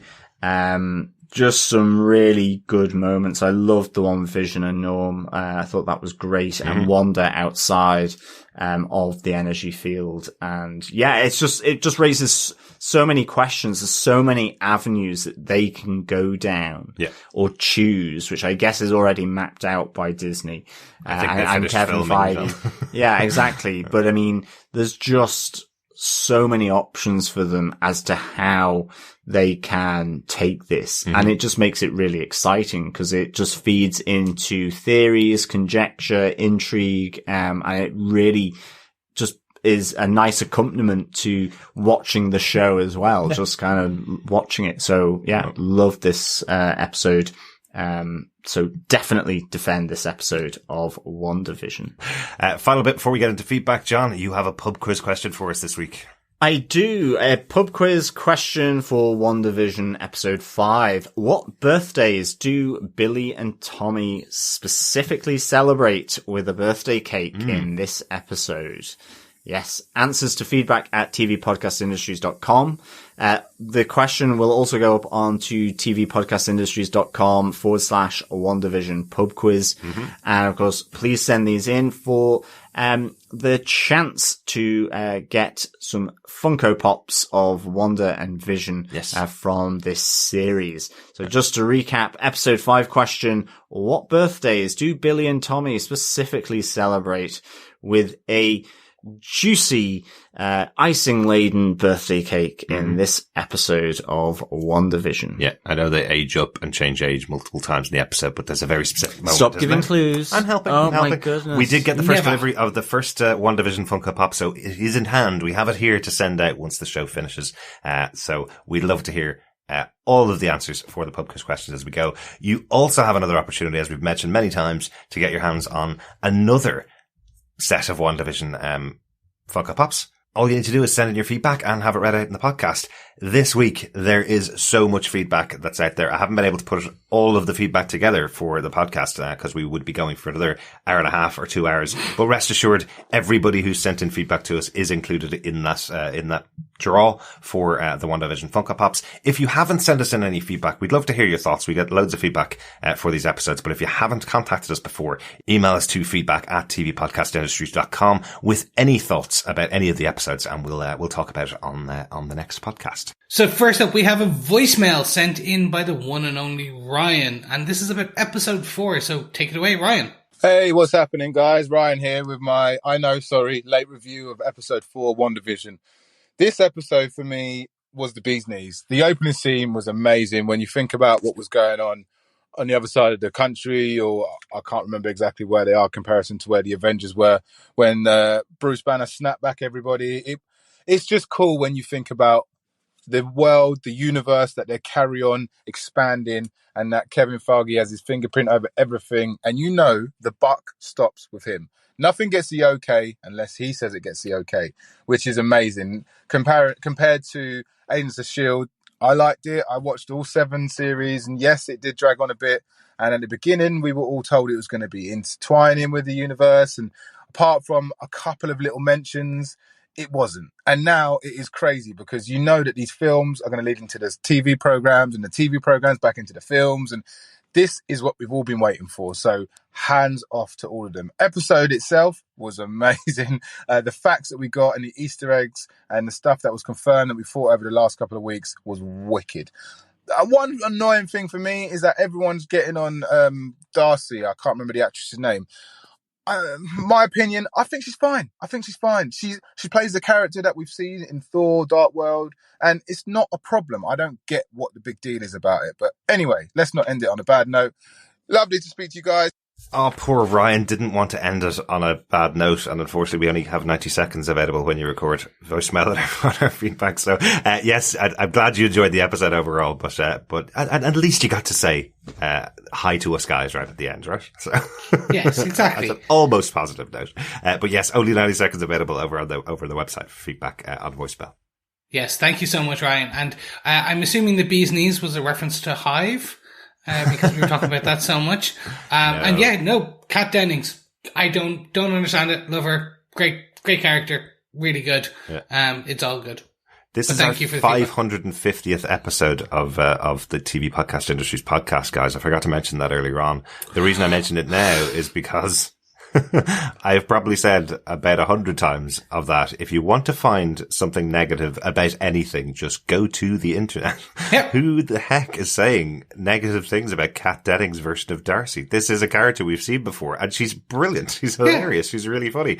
Why would you have anything negative to say about Kat Dennings? So if you want to find something negative about ice cream, search ice cream on Twitter or Instagram or Reddit. I'm sure you can find loads of people saying how awful ice cream is and nobody should eat it in the world. Yes, you'll find negativity out there. Don't worry about it, Ryan. We still love her. Yes. And puppies. Everyone hates puppies on the internet, apparently. Cute puppies. People with allergies to puppies hate puppies, yeah? Oh, yeah, it's true, yeah. No, I was going for a character that comes up with meow meow. Can't go wrong. You love it. But thank you so much, Ryan. Oh, one thing actually Ryan mentioned just at the start, he referenced, seeing the moment at the start of the episode when Monica's coming back from the snapping, and that's connected to the Avengers unsnapping with Bruce Banner doing the snap. Someone has put those side by side on the internet, and it's so cool seeing that moment from Endgame with the unsnapping and this moment from WandaVision, and seeing how they actually play out time-wise across the world. It's very cool as well. Yeah, no, it was fantastic. I remember back when people put the snapping, the original snap, and they timed that to all the other aspects of like when you saw like Peter and like Nick Fury and everything. So this is just the reverse. Again, the internet is the best place in the world and the worst place in the world. It is literally Schrodinger's cat. when there are creative people out there, we all love them. Yes. Thanks so much for the voicemail, Ryan. Really good to hear from you again. Yeah, thanks, Ryan. Thank you so much, Ryan. Yes, first up now, on for episode 5 feedback, we have an email from Jerry who said, "Hey guys, Jerry from Niceville again. So now we know Vision's body has been with SWORD the whole 5 years. Wanda stole the body. She's reanimating his body. This is dark stuff. She did not start this. Who is helping her or who is manipulating her? I believe the couple in the commercial are Wanda's parents who are selling Wanda's trauma to us. You guys are the best, Jerry." No, Jerry, you're the best. So thank you for the email. The 5 years, I'm not sure, but maybe. It could be the whole 5 years, but it's definitely with them now, I think. But yeah, she stole and reanimating it it's literally Reanimator film. It's dark stuff. Yeah, thanks, Jerry. I love the ideas of the commercials. We touched on that about them being Wanda's parents, but I love your additional side of it, the selling of Wanda's trauma tours from the Stark missile through to her involvement in Hydra, all the way through to what we see with Lagos and her involvement there. So really good. Thanks so much, Jerry. We also got an email in from Will Walton. He says, "Hi guys, another great episode in a so far great season. I did have a couple of thoughts though. If we believe Wanda when she says she isn't in control of what's happening, does that explain why Quicksilver doesn't look like Aaron Taylor Johnson? Did they always want to bring in Evan Peters, or were they originally going to bring back Aaron Taylor Johnson but were unable to?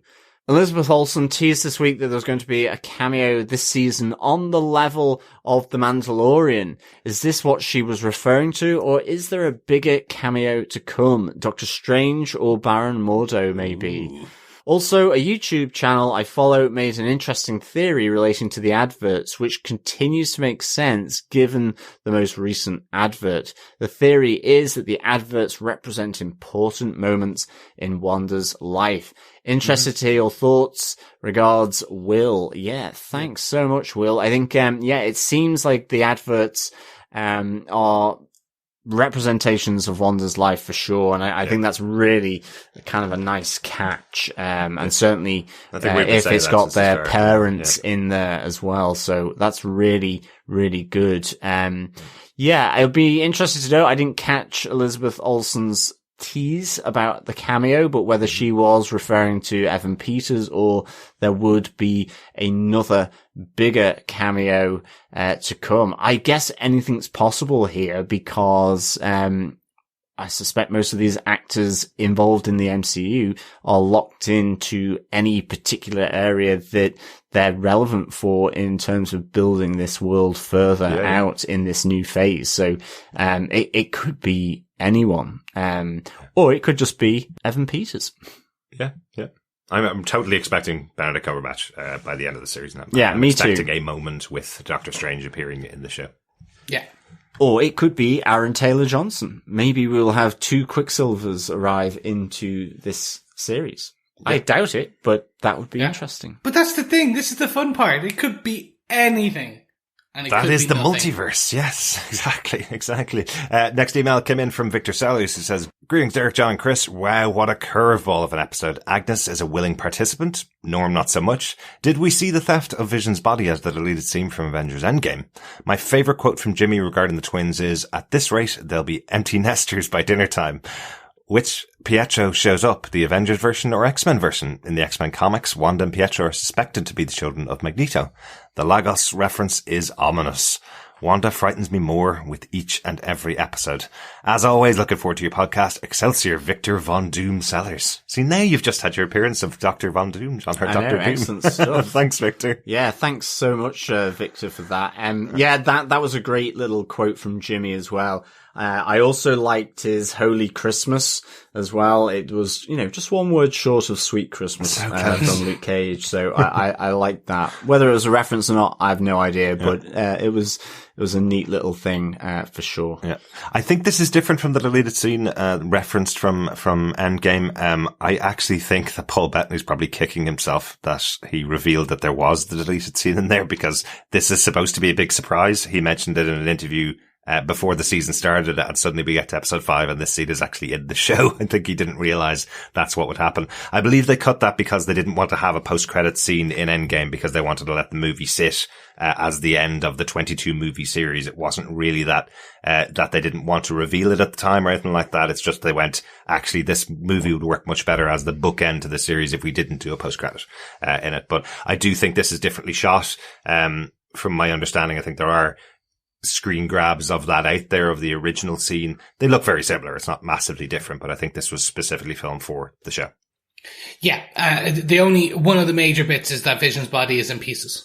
That is the different. It is one of the key differences, but yeah, I get the feeling that as you said, it was kept because they didn't want that thing. Mm-hmm. It was potentially going to be then bundled as a Blu-ray, as a deleted scene, as special features bit, and then they decided not to. Everyone was like, ooh. And then Paul Bettany kind of let it slip. Oops. I'd say exactly that. I'd say he's kicking himself because they probably decided, oh no, we're going to have the show. Let's hold off on that because it does potentially spoil something that will be amazing. Yeah. And I think it was kind of multiple factors all led to this point. Yeah, absolutely. And I think in terms of which Pietro shows up, it was dreadful 80s sitcom Pietro that showed up, to be honest. I can't wait for him to kind of do his normal Evan Peters stuff, I guess. But thanks so much, Victor Von Doom. That was very good feedback. Thanks so much. On to Facebook feedback now. First up, Tony Hooper. He says, hey guys, I really enjoy your show. My son and I noticed something on episode 4 at minute mark 17 minutes, 11 seconds. The scene ends with Darcy saying, oh, the shot shows what you would think is her desk, but it looks completely different and the person is writing something down. Please check it out. Hoping I'm right. Thanks. Yeah, thanks, Tony. When we went back and looked at this, it looked like it was trying to reference that, the end of episode 1 where we see the person behind the desk, with their notebook, and that actually just highlighting that this was, Darcy. Yeah. But I know it's quite jarring because I remember at the time going, this felt out of sync.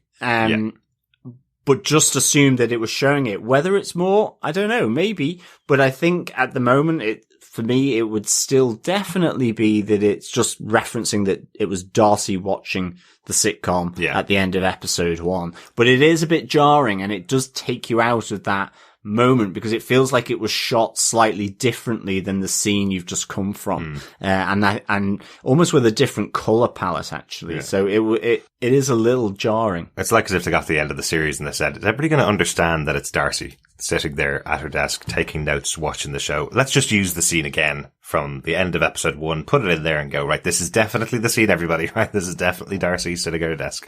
But yeah, totally understand the confusion, Teddy. Yeah, and still no beekeeper either. So he's never coming back. No, so. He's dead. He's gone. He didn't have his clothes changed into a Kevlar outfit, which is what protected Monica, I think. So maybe he's just disintegrated in that possibly. Thanks so much, Tony, for the feedback. Absolutely. Trevor Green over on Facebook says, although it has been heavily speculated that Pietro would return in his X-Men form, and I knew who was at the door as soon as I saw Wanda's reaction, it was still a surprise that they would actually do it. It really does look like this will be the pathway to the multiverse. I just wish they had Doctor Strange and the Multiverse of Madness ready to roll directly after this series. Me too. 100%. Definitely, Trevor. Definitely.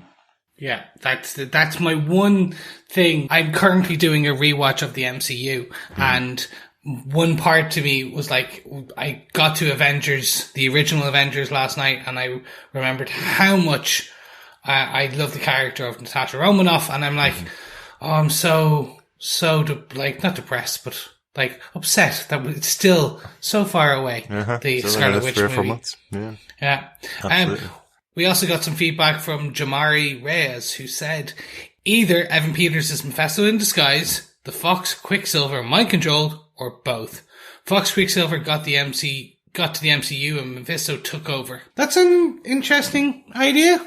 Could be so both. Many theories out there. That idea of Mephisto being involved is so out there. Like, everybody seems to have that theory somewhere in their overall theories. Yeah. Excellent stuff. Thanks so much for that, Jamari. Let's see how it plays out. Yeah. We also additionally got some other feedback from Matthew Randall, who said, I really hoped it'd be Aaron Taylor-Johnson. I prefer that version of the character. I've always enjoyed the X-Men more than the Avengers, so I'm keen for them all to get introduced. But the past couple of X-Men films haven't been the best, and it means I'm not as excited about bringing this cast over. I was hoping that they start afresh. We'll see what they end up doing, I guess. P.S. I love that Sokovian accent comes back slightly once she's left the Hex and is being herself. Also, did Quicksilver and Vision ever talk in Age of Ultron? I remember him being in the background when Vision is born, but can't picture them in a scene together other than that. Thank you for that feedback, Matthew. We did double check into this. Yes. There was that extended kind of birth, if you want to call it birth scene, but the more when they're in the tower at the top, and they were like, where there's the hammer scene, and they decided to go to Sokovia. It's a definitely an extensive enough scene where they would have been communicating and talking probably. But there certainly wasn't any personal discussion between them. I think that's probably what you think, Matthew. I don't think there was any discussion between them about him being Scarlet Witch's sister, or any kind of introductions between the two of them or anything like that. Vision was being introduced to everybody, and then he forms a big part of the battle at the end later on. So I don't think they had any major dialogue scenes together, let's say, which might be the reason why Vision goes, who's that guy, when Evan Peters turns up at the door. Yeah. Or he might be going, hang on a second, you look completely different to the last guy that played that role. Claire Laffer simply says, Baby Vision, love. One of my favourite hashtags from yesterday after this episode was released was, forget Baby Yoda, we now have Baby Vision. Give him his own spin-off. Love it. Yeah, it'd be amazing. Brandy Lee Sanderson says, right off, I caught that Agnes refers to herself as Auntie. I do believe in the comic books Agatha was also called Auntie. On the subject of Dear Auntie A, where does she live? In episode 1, she says she's the neighbour to the right, not your right, my right, which I chalked up to an Easter egg for on your left from the movies. But in episode 3, we see that Herb is the neighbour on WandaVision's left. And the next house over is the Jones. Agnes is clearly aware that they are on TV, but that fact doesn't seem to terrify her like it does the other townspeople. I believe this is because she's really Agatha from the comic books, and this is all her doing, regardless of what the show is trying to tell us at this point. Finally, I was watching YouTube reaction the other day and caught another theory that I missed on my first viewing. After rewatching this scene with the MRI and blood work being wrong, I started to think the MCU might be introducing Monica's powers through the events in WandaVision, specifically when Wanda threw Monica out in episode 3. What if it's the combination of Wanda's powers and the radiation Darcy keeps mentioning that create MCU's Captain Photon, especially since the radiation is from the Big Bang, which also created the Infinity Stones, and Wanda's powers are directly from an Infinity Stone as well. Also, I think that aerospace engineer could be Reed Richards and could be the tie-in to Fantastic Four. Thanks, Brandy. That's some really good theorizing in there. I know we talked about a bunch of those as we went through the episode as well. That aerospace engineer could absolutely be Reed Richards or one of the other 7 or 8 engineers in the Marvel or MCU, or one of the thousands of engineers that work for SWORD. But yeah, that line where she says, I know someone that would be very excited to help in this, seems like she's setting up some character, right? Yes, exactly. And I'm right there with you on this, the creation of Captain Photon. Yeah, absolutely. Thanks, Brandy. Sandy Resendez says that whole interaction with Agnes in the beginning with the babies was so odd. So I just read something, not my own thought, but makes so much sense. Agnes was there when the babies first aged up, and then was there again when they aged to 10. Did she plant the dog in the first place?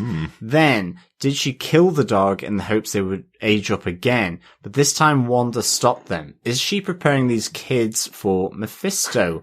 Wow, this is really, really good. Because, yeah, I mean, that is a kind of odd scene where all of a sudden you have Agnes being quite comfortable with all this strangeness happening in the WandaVision household, where the kids age up. Like, it becomes a bit more sort of odd and strange seeing this. And so, you know, what's this about ultimately? Because it is exciting for the future episodes to see what Agnes, in the same way as Brandy, you know, is she going to be Agatha?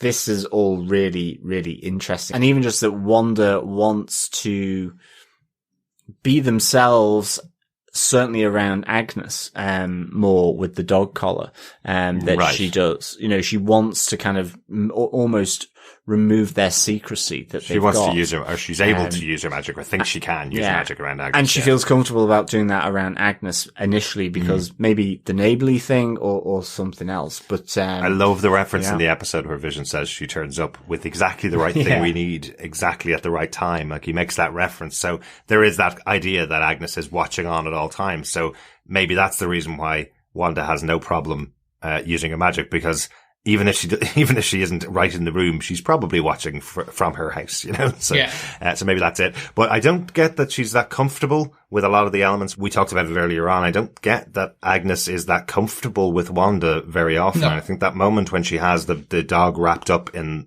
the sheet before the kids find it, I feel she's playing that as, oh God, when this happens, when the kids find out their dog is dead, what's going to happen to me, is what it seemed to come across like. She seems scared of what the outcome would be.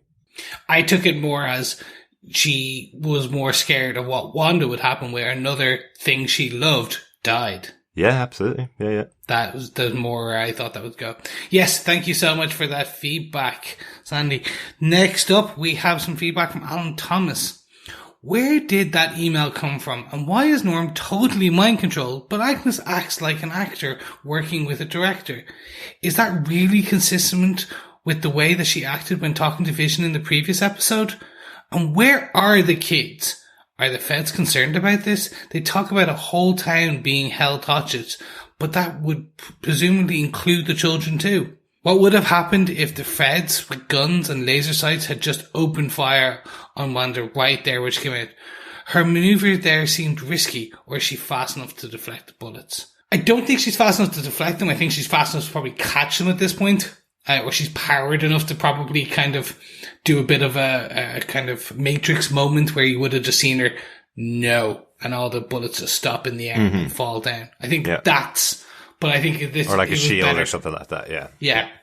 And I think to your point, where are the kids? I think it's for the children is, potentially has something there. I mean, we just don't know. It could be, we have Vision talking about, as he goes past the play park, no children there. Where are all the children?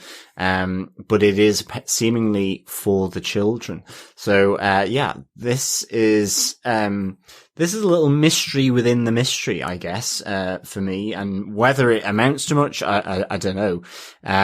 I think that email probably, like the radio, came from SWORD. But it's just not a little clear, because you have then the drone piece, which is much more connected to what Darcy, Woo, and Rambeau have been, discussing, as they've been trying to piece things together.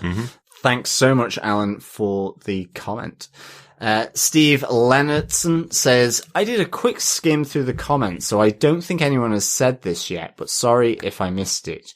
Who do we think the aerospace engineer is that Monica was messaging? I caught in the Spanish subs that they used the feminine version of engineer, ingeniera, as opposed to ingeniero. So if they are correct, it's got to be a female character. A friend who is way more knowledgeable about the comics and the recent MCU casting hypothesized maybe Riri Williams if they changed up her area of expertise just slightly. Mm-hmm. Yeah, I love that data mining is leading loads of these theories over time. That's great, Stevie. Yeah, I think it's entirely possible that it's Riri Williams. She has her own show coming out.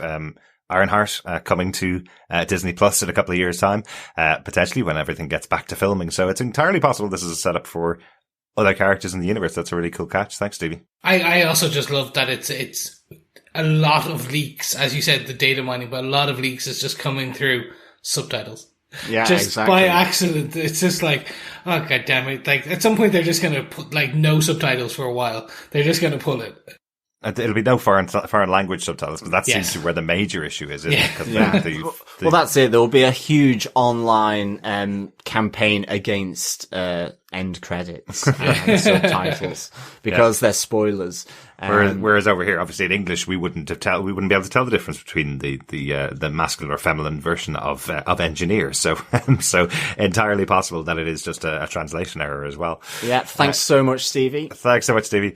Jeff Charles says, Wanda says she can't bring back the dead. She doesn't resurrect her Pietro, but perhaps she just pulls one for a different multiverse. Is this not her Vision, but a different one from another multiverse? Vision obviously has some agency. He is questioning his own existence and what's happening in Westview. I think his theory may be correct that Wanda became aware of what's happening and is now controlling it. So did she start it subconsciously, or did somebody else?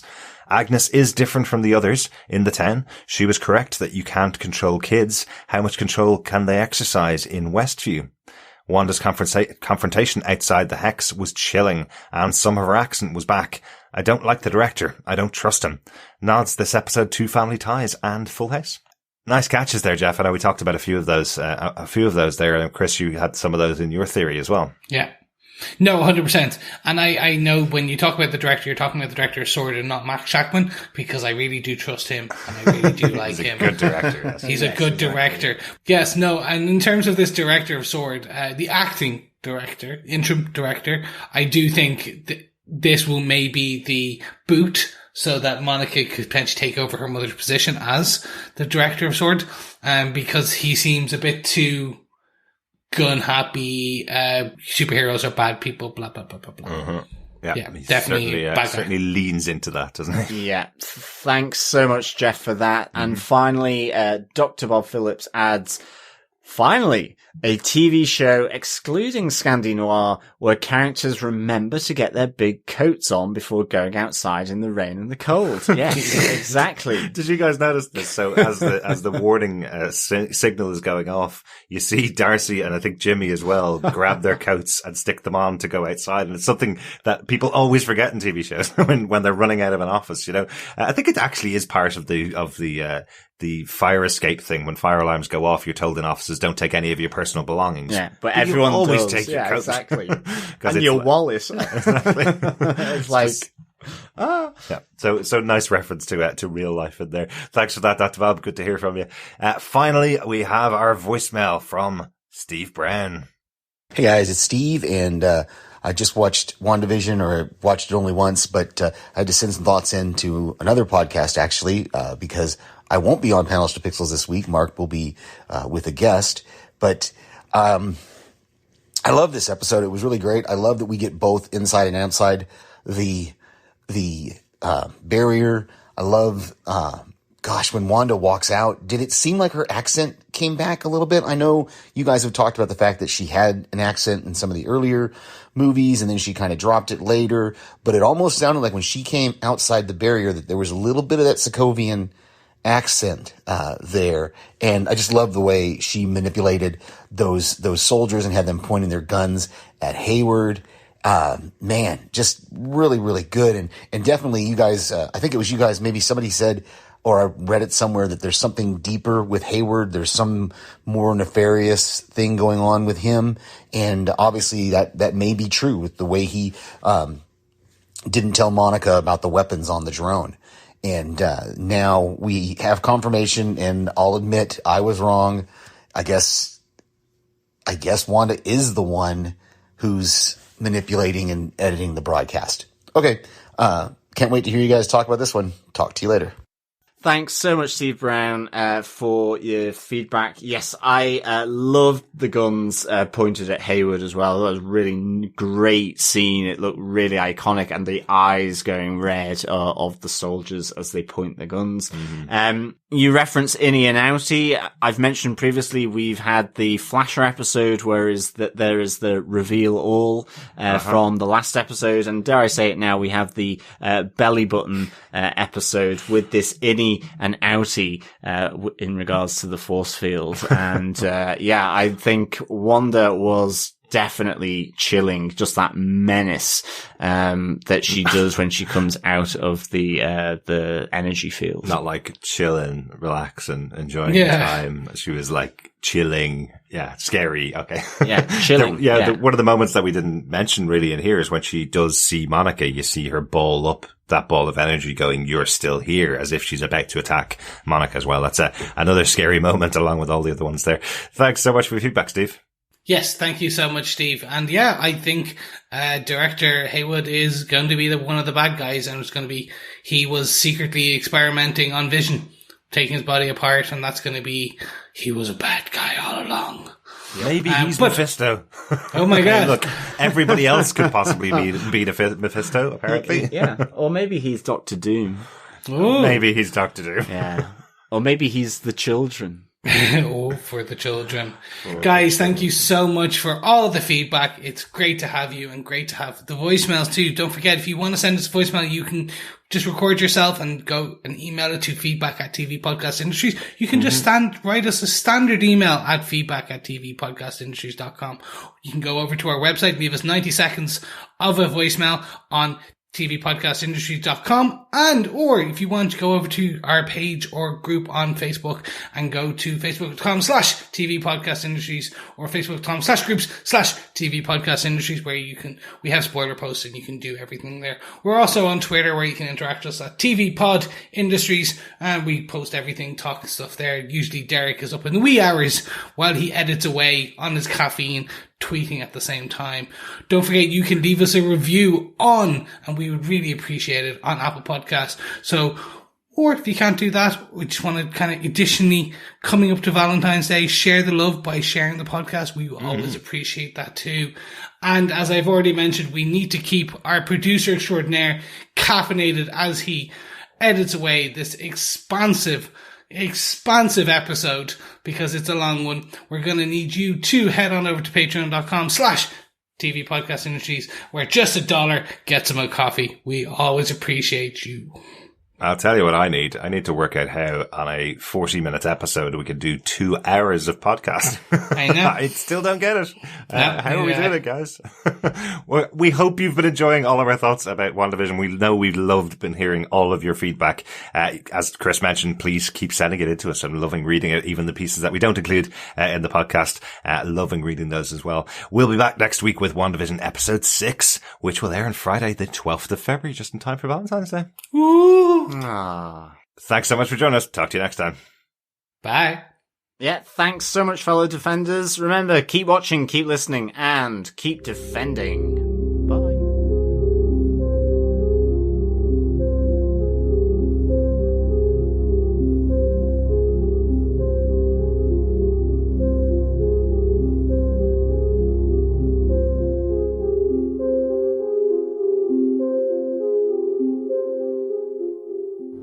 Sit, Sparky, sit. Good dog. Speak. Nice, Sparky.